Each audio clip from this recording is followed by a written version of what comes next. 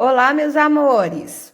Hoje nós vamos fazer uma atividade de produção de texto, tá?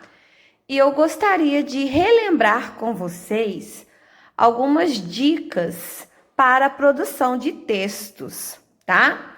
E aí, meus amores, enquanto vocês estiverem produzindo o texto de vocês, eu gostaria que antes de começar, vocês prestassem atenção na questão do título, tá? Primeiro, gente, o que nós temos que entender? O seu título tem que estar relacionado ao assunto do texto. Não posso escrever um título, por exemplo, A Menina Desobediente, e a minha história falar de animais. Eu não posso escrever o título, por exemplo, O Passeio, e o meu texto falar de alguém que ficou em casa, certo? Ou seja, o meu título tem que estar relacionado ao assunto do texto, ok? E outra coisa que muitas vezes a gente esquece, o título, gente, tem que ser com letra maiúscula, tá? Não posso escrever título com letra minúscula. Inclusive, se no título tiver nome de pessoas, por exemplo, aí eu escrevo assim, ó, a Rafaela. Está errado duas vezes, por quê? Esse A aqui precisa ser maiúsculo e esse R, por ser nome de pessoa, também precisa ser maiúsculo. Portanto, a Rafaela é o meu título, tá? Outra coisa que nós temos que ficar bastante atentos é a questão dos personagens. A minha história vai ter personagens? Quais serão eles? Cadê o nome dos meus personagens? Quem são os meus personagens? A partir do momento que eu dei nome para eles, sei quais vão ser, eu tenho que escrever como eles são. Os seus personagens são meninos espertos, meninas que gostam de passear, que gostam de ir à escola. Tudo isso vai servir de complemento para o seu texto, tá? Você destacar essas informações, você vai estar complementando o seu texto.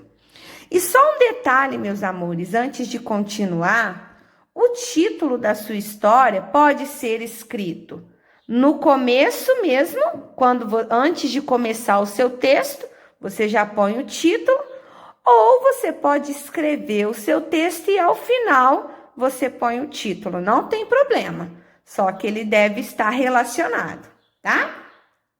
Então, após entender um pouquinho sobre o título, sobre os personagens, eu tenho que saber, meus amores, o lugar onde a minha história acontece, o lugar onde os fatos da minha história acontecem. Às vezes a gente vai escrever textos e a história começa numa praça, ou é em um parque, ou é em um castelo. E aí é muito importante, dependendo da história, a gente destacar como é esse lugar, o que está acontecendo nesse lugar. Tudo isso também vai ser complemento para o seu texto. Lembrando que o seu texto também precisa ter um fato a ser resolvido. Como assim, tia, um fato a ser resolvido? Por exemplo, você vai contar uma história de um cachorrinho que foi abandonado na estrada. E aí, esse é o fato. Mas o que aconteceu antes dele ser abandonado? E o que aconteceu durante o momento que ele foi abandonado? E depois que ele foi abandonado, o que aconteceu? Os seus fatos precisam estar bem organizados, porque quem lê o seu texto precisa estar ciente de tudo isso aqui. Informações dos personagens, informações sobre os fatos, o lugar onde acontece a sua história, o título. E aí, continuando, falando aí sobre os seus fatos precisam ter uma sequência lógica. Se você vai contar uma história de uma menina que estava na escola, ela não pode aparecer dentro de um castelo sem você explicar. Às vezes, lá nessa escola, essa menina vai encontrar um castelo, mas tudo isso você vai explicar. Essa mudança de lugar vai ter uma sequência, os fatos vão ter uma sequência, tá? E uma sequência lógica. Mesmo se o seu texto for fictício, um texto imaginado, a sequência dos fatos precisa ser bem esclarecida, tá, meus amores? Outra coisa que é muito importante, né, pra gente lembrar, a questão dos parágrafos, sobre a troca dos fatos. Toda vez que você for trazer aí, história, e você for narrar, contar esses fatos, dá os parágrafos direitinho, para a pessoa ver, o leitor vai entender que você teve uma sequência, que você colocou aí o seu texto organizado. A gente não pode esquecer também da letra maiúscula, para início dos parágrafos, início das frases.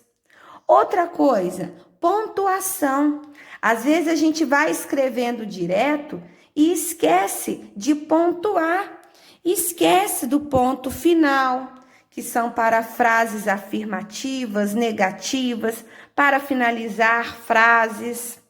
Esquece do ponto de interrogação, quando for expressar perguntas. Esquece principalmente aqui, gente, do 2 pontos, quando for fazer indicações de fala de personagens.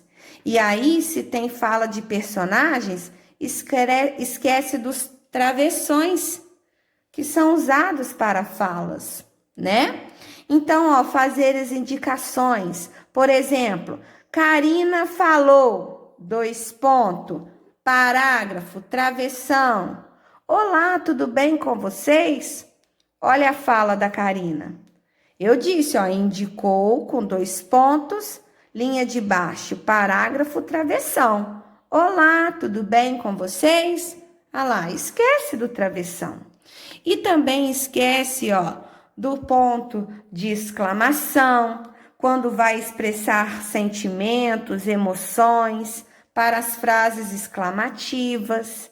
Tudo isso, gente, que a tia tá falando com vocês são dicas, digamos que principais, tá? Vocês vão ver que quanto mais textos vocês forem fazendo, melhor vai ser, mais vocês vão aprender e mais coisas vocês vão aprender, mais detalhes. Só que esses aqui, a princípio, são os principais aí, os iniciais que tem que estar na ponta do lápis. E ao final, gente, ler o texto. Tem gente que não lê o texto que fez, não revê o texto que fez. Foi acabando cada parágrafo, vai lendo também, vai olhando as palavrinhas, vê como elas estão escritas, se as ortografias estão corretas. Às vezes é uma palavra que tem SS, às vezes é uma palavra que tem RR, e aí tem gente que não corrige. M antes de P e B, né? A questão da pontuação.